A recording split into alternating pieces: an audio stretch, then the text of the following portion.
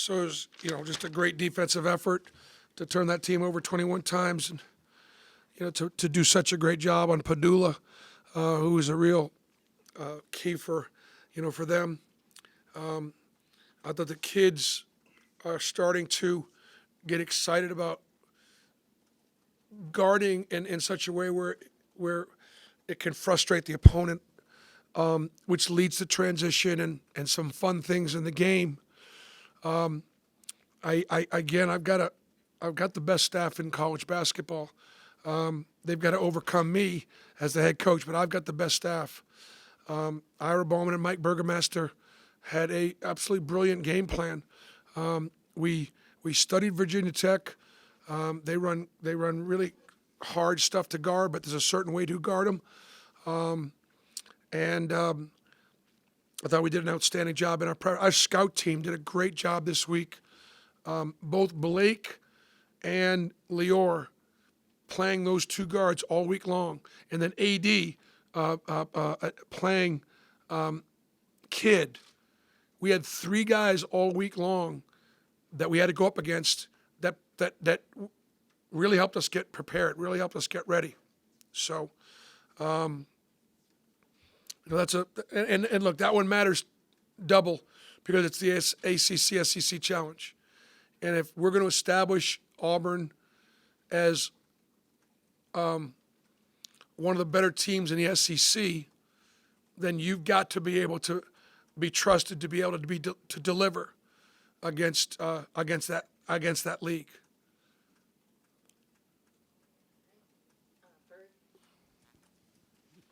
Bruce, you mentioned it just a second ago, but even on a night when y'all weren't shooting well, you force all those turnovers, you get easy baskets on the other end. You had 30-something points and points off turnovers. Just how key was that for y'all tonight specifically? That team doesn't turn the ball over. They turn over 8 times a game. And we were able to, again, the way the kids bought in and how hard they worked, that fits in with our depth. Just made it difficult offensively. I thought we got great rim protection. I thought Janai tonight not only did he like score and rebound, but he played great defense. He kept the ball to the post. When the ball went in there, he defended physically without fouling, and he protected the rim. He played like a first-team all-conference player tonight. Now I've been on him pretty good, I think he went home and had some turkey, talked to his family, and said, "Look, if I'm gonna, if I'm gonna be able to, if I'm the best player on the floor, I gotta act like it, I gotta play well, like it, I gotta prepare like it." And he obviously did. Now you could do that sometimes and not get rewarded, but he got rewarded tonight, and he was the best player on the floor. Bruce, we talked to you this week about Chad and kind of his impact in the game off the bench for you guys. What can you say about that? Even after his injury, he was out for a little bit. Yeah, we can't afford to lose him. We're really good when he's on the floor because he knows how to play. Again, he has stuff you can't teach. So then my job is to utilize him in a lot of different ways. So we're putting the ball in his hands in many ways to make plays because he can obviously score, but he also can pass. And so tonight he has 3 assists, no turnovers, 2 steals. He's kind of a stat sheet stuffer. I'm on him pretty good, but I have high expectation for him. And I love that he's got some joy, that he's having some. The kids are, in spite of me, they're still enjoying themselves.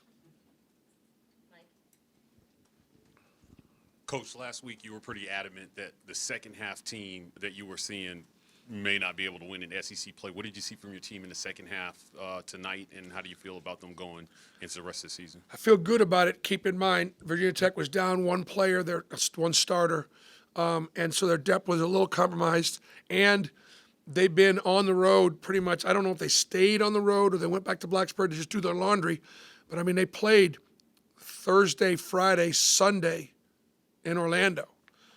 Beat a really good Boise State team, beat a good Iowa State team, and played Florida Atlantic even in the first half. So they were a little tired. And so I think the fatigue in the second half definitely took its toll. And look, we got to shoot better. We got to execute offensively better. We got to finish at the rim better. We got to shoot better foul shots. So obviously, our offense, they do a good job of getting in the right spots. I don't think our guys conceptually took advantage of the way they packed things in, and that's part of that. Is my job is to do a better job of teaching them what's available offensively when you're being guarded like they guarded us. Bruce, around an 8:20 tip Wednesday night in November, and you walk out and it's packed and the crowd's in there. I mean, first, you're smart. It has to be a lot of fun, but how valuable is that to know that's out there every time? Well, it's December, or no, it's November, almost December, and it's college basketball, and our place is full. It's sold out. Mike came up to me before the game and talked about our team a little bit, and we both enjoyed the preparation. I enjoyed preparing for him because they do so many really good things. And I think they enjoyed preparing for us as well. But he just looked up and looked around and went, this is pretty special. And it is. It is. And I mean, I'm hoping that they were entertained. I mean, it was entertaining. Kids are playing hard. And we can play better offensively. We're going to take 3 more, Matt. To hold a team like that to 27% shooting, 57 points for the game, you focus so much defensively. How did you see that kind of come to fruition tonight?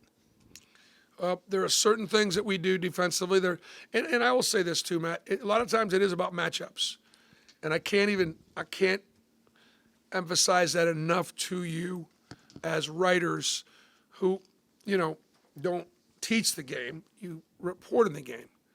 Matchups matters, and there are some things that some people do that we really guard very well, and there are some other things that people do that we don't guard very well. And this was a good matchup for us, the way they played. And so we do spend a lot of time. And again, I've got, this was Ira Bowman and Mike Burgomaster's scout. I can't overemphasize the preparation. And we were on. We had it down. And it gives your kids great confidence too when you're able to do that. Look, we're just doing our job, but my staff did a nice job again. Coach, you guys battled a lot in the paint tonight. 42 points in the paint, 26 second chance points. It felt like it was the physicality that you guys brought down low helped change the tide of the game. Yeah, and yet we got out rebounded, and yet we had they had 17 offensive rebounds, and we had 23 defensive rebounds. So we've got to do a better job of keeping them off the boards. And when we're playing bigger, stronger, more physical teams. But I was worried about the physicality and how our guys would respond to it. They set good screens. They get through things. And our guys did fine. I think the teams that are going to be able to be the most physical teams in the SEC are the ones that are going to compete for the championship. There are a lot of really talented teams in our league. The champion is going to be a team that will embrace physicality. Last question, Tony. Coach, we go back to the crowd aspect. Coach Young said in his press conference they seem to really be on him all game, just on him and his guys. Just kind of how are y'all able to really impact from that, and just what it means to have the jungle packed almost game in and game out? Did Coach Young talk about the crowd a He little did. bit? He did. Yes, sir. Well, you know what? I think that you had called a couple timeouts to sort of keep the crowd out of it a little bit, and the crowd could do two things. One, it could take your guys to another level, and our guys certainly enjoy playing in front of the home crowd. But it also could bother some opponents. And our elevated play and the intensity of our crowd, definitely, that's what a home court advantage is all about. And so when I say we've got the best home court advantage in college basketball, that's pretty strong. But I think tonight we backed it up.